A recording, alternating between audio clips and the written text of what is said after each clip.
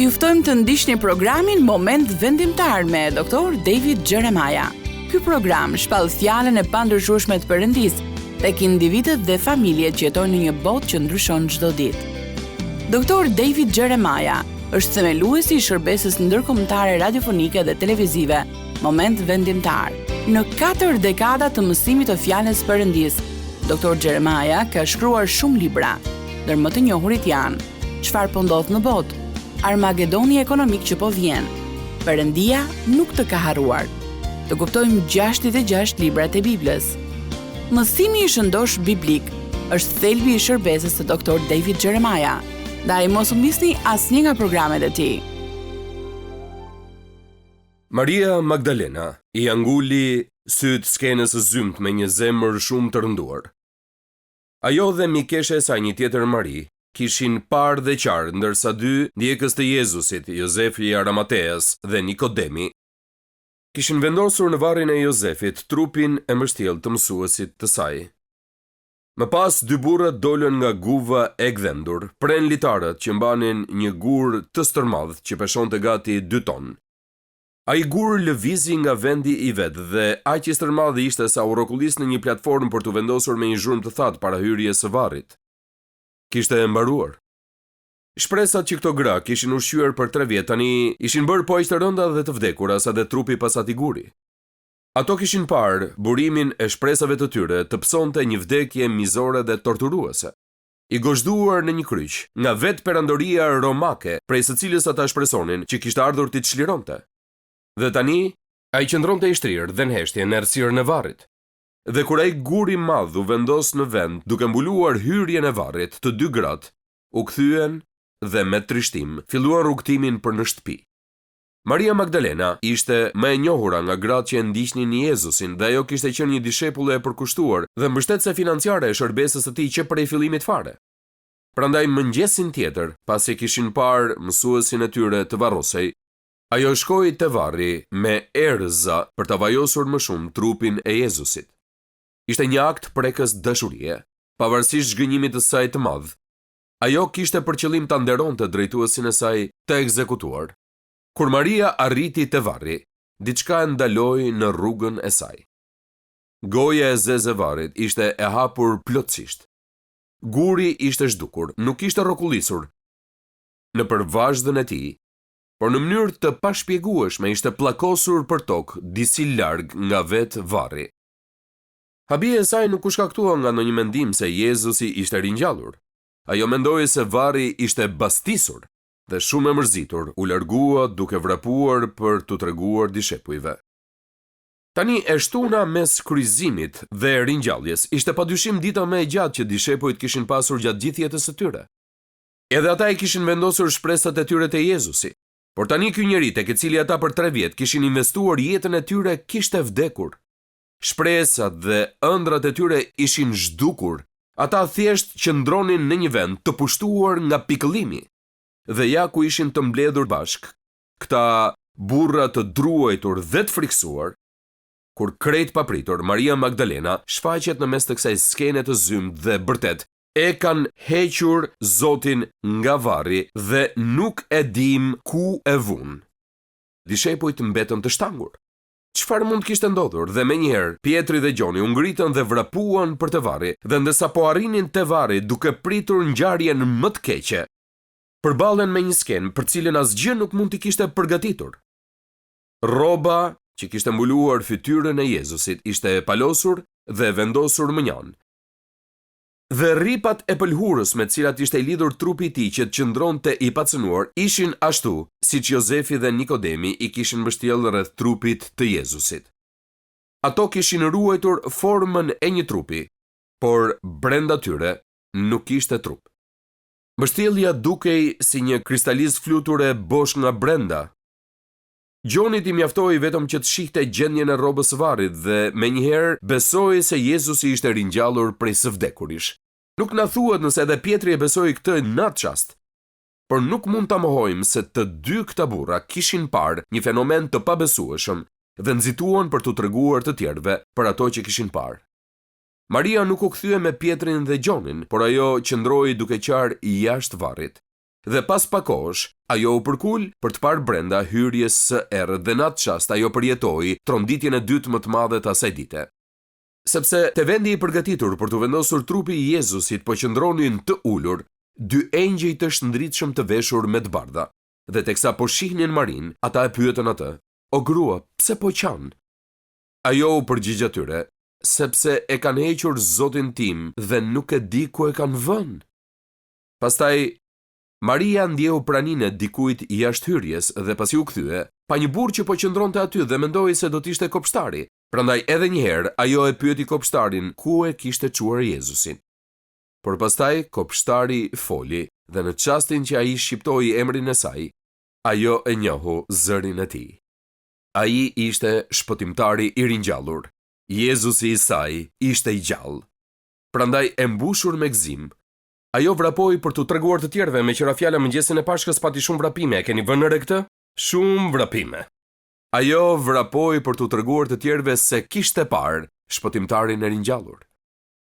Më vonë gjatë asaj mbrëmje, dishepujt ishin mbledhur pas një dere të kyçur, ende duke vajtuar për humbjen e shpëtimtarit të tyre, mbase po flisnin dhe si t'i shpëtonin zemërimit të drejtuesve judenj, që me siguri donin të vdekur ashtu si Jezusin.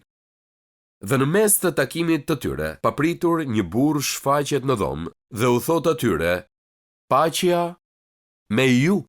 Por dishepujt nuk gjetën as pak paqe, ata ishin të tmerruar. Për shkak se njeriu në dhomë nuk ishte futur nga dera, sepse dera ishte ende e kyçur.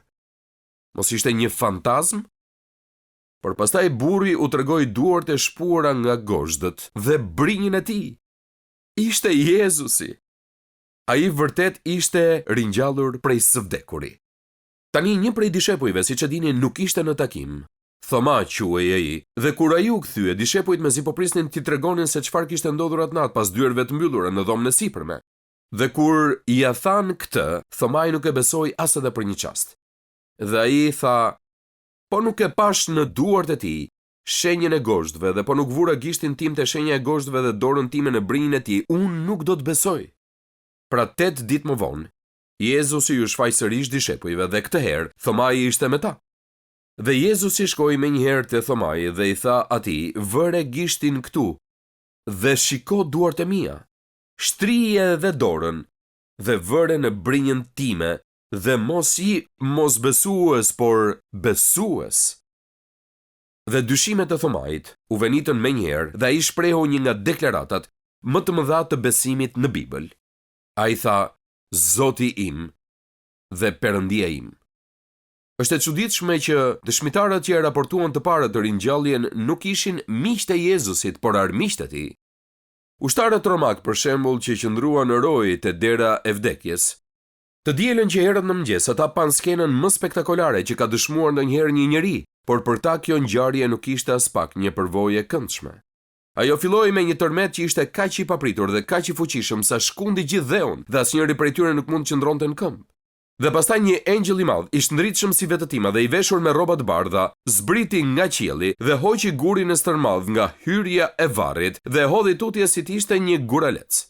Fenomeni i paprecedenti mbi ngarkoi ai shumë mendjet e ushtarëve, sa ata ranë në tokë nga të fiktit. Dhe kur u zgjuan dhe pan te varri tani i boshatisur, e kuptuan që ishin në telashe të mëdha. Sepse kuptoni që kishin dështuar në detyrën kritike që kishin. E kishin lënë të burgosurin që të ikte.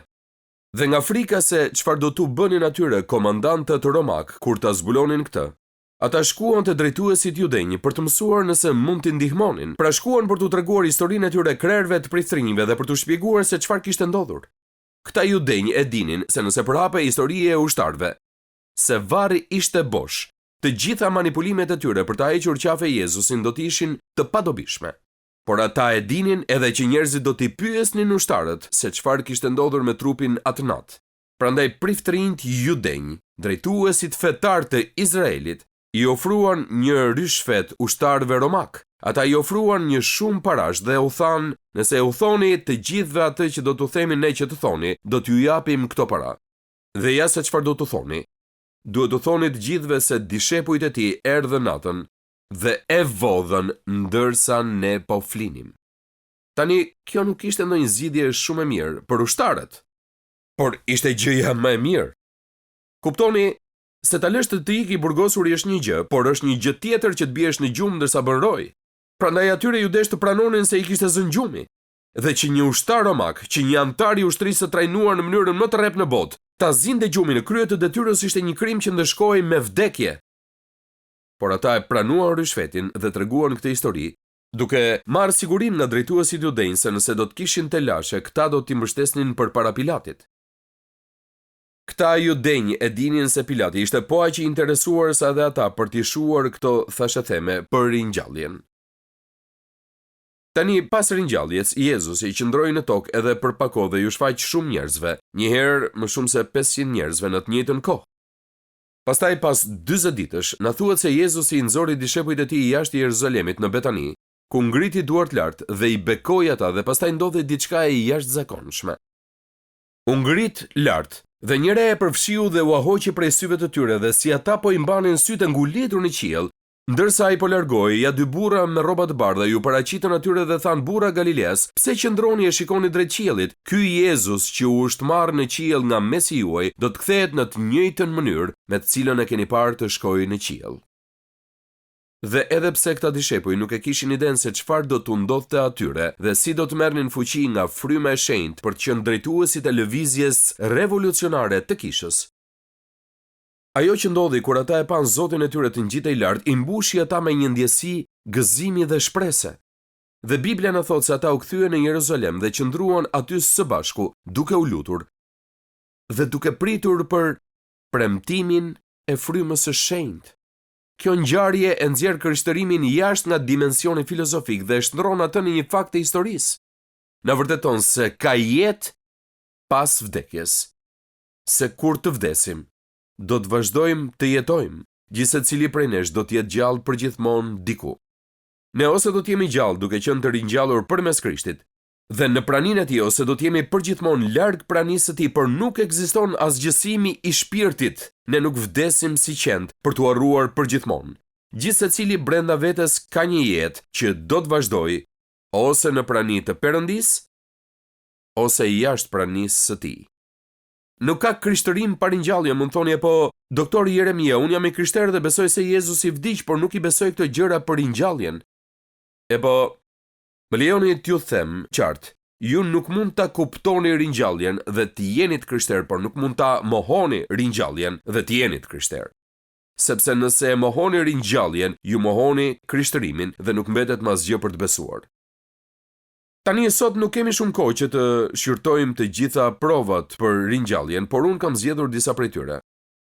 Për të na ndihmuar të kuptojmë se doktrina që Jezusi doli prej varrit nuk mbështetet në ndonjë trillim teologjik, por që mbështetet në prova të forta historike, që do ta ngrej lart besimin ton kur të përballemi me pasiguritë e brezit ton.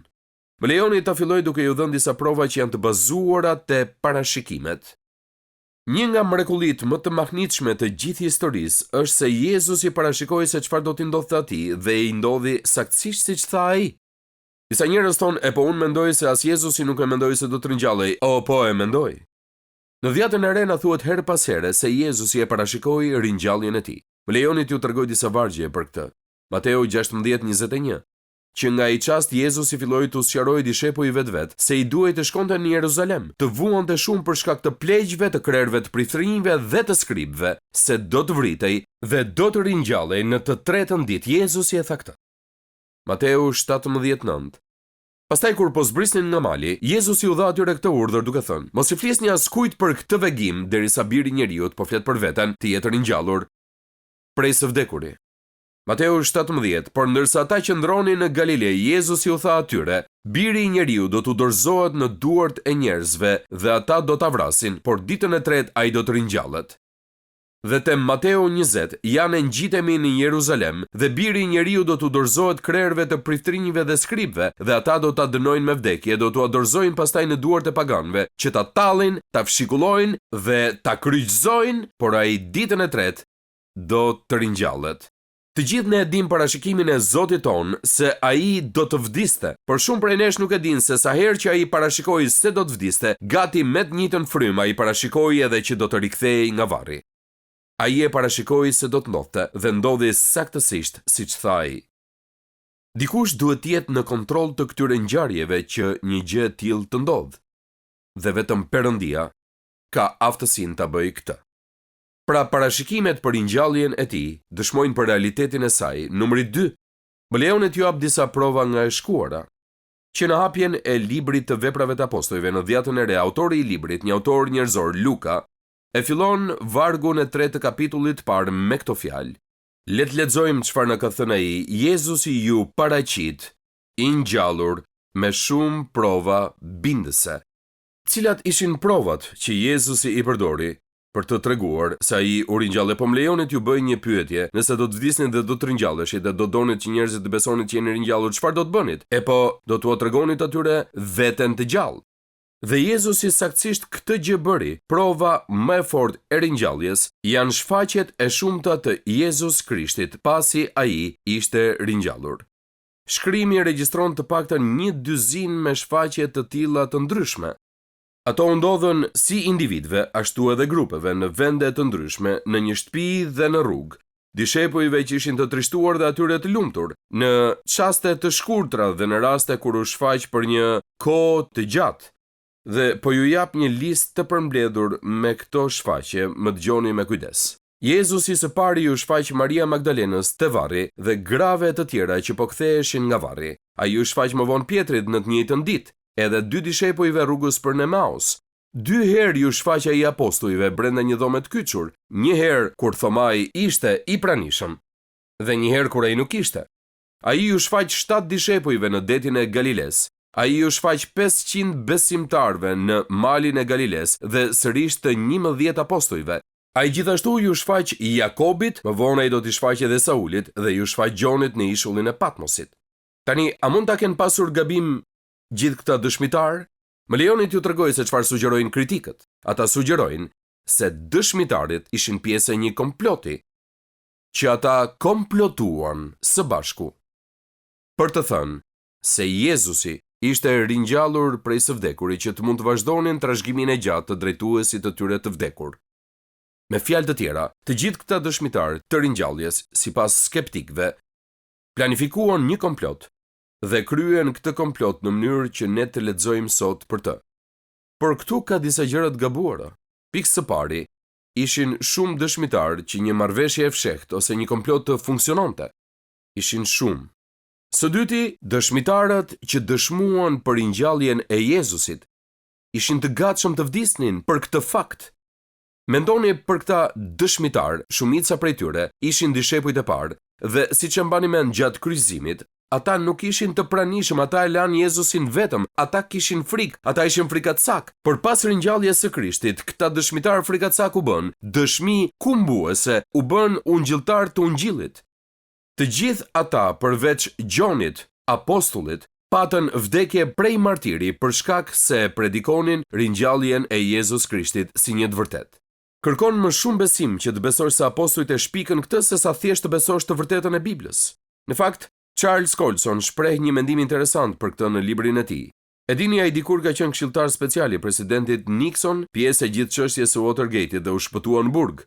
Ai filloi shërbesat Prison Fellowship dhe Angel Tree dhe të gjitha gjërat që janë pjesë e jetës së tij që kur erdhi te Krishti. Në një prej librave të tij ai thotë: "Përvoja ime gjatë skandalit të Watergate-it më bindi për provën historike të ringjalljes." Dhe ai vazhdon dhe thotë se këshilltarët më të ngushtë të presidentit Nixon u mblodhën bashkë dhe komplotuan për të mbajtur të fshehtë hyrjen e palishme në hotelin Watergate. Por megjithatë, komploti u zbulua 3 javë pasi u bë, kur këshilltari ligjori Nixonit, John Dean, nga frika e burgosjes, shkoi te prokurorët dhe u ofrua që të dëshmonte në këmbim të imunitetit për të shpëtuar lëkurën e tij. Komplotistët e tjerë ndoqën të njëjtën rrugë duke rrëzuar presidencën e Nixonit dhe ja se çfarë ka thënë Colsoni. Mendojeni pak, burrat më të fuqishëm rreth presidentit të Shteteve të Bashkuara nuk mundun ta mbanin një gënjeshtër as për 3 javë. Dhe ju doni që të besoj se 12 apostujt të pafuqishëm të përndjekur në mërgim, disa të martirizuar, drejtuesi i tyre Pjetri i kryqëzuar me kokë poshtë, që këta burrat zakonshëm dhanë jetën e tyre për një gënjeshtër pa i thënë askujt asnjë fjalë për këtë. E pamundur. Njerëzit vdesin për diçka që besojnë se është e vërtetë, por njerëzit nuk vdesin kur për diçka që din se është e rreme. Jo, nuk kishte asnjë komplot. Këta ishin shembuj të shumë të burrave dhe grave që dëshmuan për ringjalljen e Krishtit. Provat nga e kaluara. Dhe tani kemi provat nga e tashmja. A e dini se çdo ditë të jetës tonë këtu në tokë, ne i japim dëshmi për ringjalljen e Krishtit? Më dëgjoni pak, mos e harroni kurrë. Jezus Krishti është pika qendrore e gjithë historisë. Aq shumë sa ne datojmë historinë në bazë të ardhjes së tij në këtë tokë. Besimi ynë i krishter ishte prova e parë. Pali e thot në këtë mënyrë, por në qoftë se Krishti nuk është ringjallur, predikimi ynë është i kotë. Dhe i kotë është edhe besimi juaj. Por nëse Krishti nuk është ringjallur, i kotë është besimi juaj, ju jeni ende në mëkatet tuaja. Pali thot se ringjallja është kaq vendimtare, sa nëse ai nuk do të ishte kthyer nga varri, nuk do të ekzistonte ai që quhet krishtërim. Besimi ynë do të ishte bosh, do të ishte i kotë dhe ne do të ishim ende në mëkatet tona. Ringjallja e Jezusit është bërthama e besimit të krishterë. Doktrina që Jezusi u ringjall prej së vdekuri është ajo që e ktheu botën përmbys. Nëse Jezusi nuk do të ishte ringjallur, atëherë zonja dhe zotrinj nuk do të kishte besim të krishterë. Nëse ringjallja nuk do të ishte e vërtet, nuk do të kishte asnjë gjë jetësore apo të veçantë te Ungjilli. Është thënë se nëse ringjallja e Jezus Krishtit nuk do të ishte një fakt historik, atëherë është detyra jonë të gërmojmë një varr të ri dhe të varrosim aty jo një njeri, por të gjithë besimin e krishterë. Apologjeti Walter Martin ka thënë kështu: cila është e vërteta qendrore e predikimit të hershëm të apostujve? Cila ishte nxitja për rritjen me mrekulli të kishës së hershme? Cila ishte forca që i dha energji për hapjes së Ungjillit në të gjithë sipërfaqen e tokës? Përgjigjja për gjitha këto pyetje është ringjallja e Jezus Krishtit. Ai është gjallë, ishte thirrja ngavnjimtare e të krishterëve të hershëm dhe ata prapën këtë deri në fund të tokës. Ditën e Pashkës ne shpesh e fillojmë mesazhin ton duke thënë: ai është gjallë, dhe ju ma ktheni: po, ai është gjallë. Kjo është gati si një amen i stërgjatur.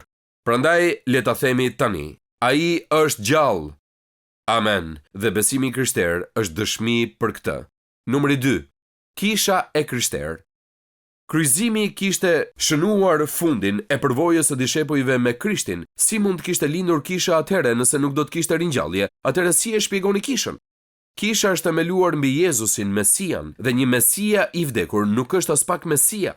Një Mesia i ringjallur duhej që të përmbushte profecitë për Jezusin si biri i Perëndis. Dhe kisha mbijeton dhe lulëzon vetëm për shkak se Jezusi doli nga varri, duke na treguar se ka jetë pas vdekjes. Besimi i krishterë dhe kisha e krishterë, dhe po ju them të preferuarën time, e diela e krishterë. Gjon 20 vargu i parë thot: por ditën e parë pas së shtunës, Maria Magdalena shkoi te varri dhe pas se guri ishte hequr nga varri, dhe zonja e Zotrit, cila është dita e parë pas të shtunës, është e diela.